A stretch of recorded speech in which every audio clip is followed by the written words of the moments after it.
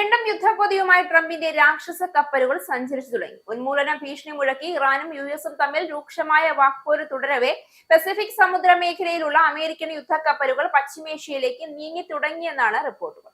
ജൂണിൽ America ആക്രമിച്ചപ്പോൾ Iran നിയന്ത്രണം പാലിച്ചു. ഇനിയൊരു ആക്രമണം ഉണ്ടായാൽ മുഴുവൻ കരുത്തുമെടുത്ത് തിരിച്ചടിക്കാൻ ഞങ്ങളുടെ സൈന്യം മടിക്കില്ല എന്നാണ് ഇറാൻ വിദേശകാര്യമന്ത്രി അബ്ബാസ് അരാക്ചിയുടെ മുന്നറിയിപ്പ് പുറത്തുവന്നത്.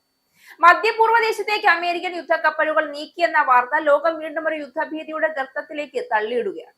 സുരക്ഷ എന്ന വാക്കിന്റെ പുറകിൽ ഒളിപ്പിച്ചുകൊണ്ട് ഡൊണാൾഡ് ട്രംപ് നേതൃത്വം നൽകുന്ന അമേരിക്കൻ ഭരണകൂടം യഥാർത്ഥത്തിൽ നടത്തുന്നത് അധികാര അഹങ്കാരത്തിന്റെയും ആയുധ വ്യവസായ ലോബികളുടെയും താല്പര്യങ്ങളുടെ നഗ്നമായ പ്രകടനമാണ്. സമാധാനത്തിന്റെയും മനുഷ്യാവകാശങ്ങളുടെയും പേരിൽ പ്രസംഗിക്കുന്ന അമേരിക്ക ലോകത്തിന്റെ വിവിധ ഭാഗങ്ങളിൽ രക്തപാതം സൃഷ്ടിക്കുന്ന യുദ്ധതന്ത്രമായി മാറിയതിന്റെ ഏറ്റവും പുതിയ ഉദാഹരണമാണ് ഈ നാവികസേനാ വിന്യാസം. മധ്യപൂർവ്വ ദേശം എന്നത് ട്രംപിനും അദ്ദേഹത്തിന്റെ രാഷ്ട്രീയ കൂട്ടാളികൾക്കും ഒരു മനുഷ്യവാസ മേഖലയല്ല.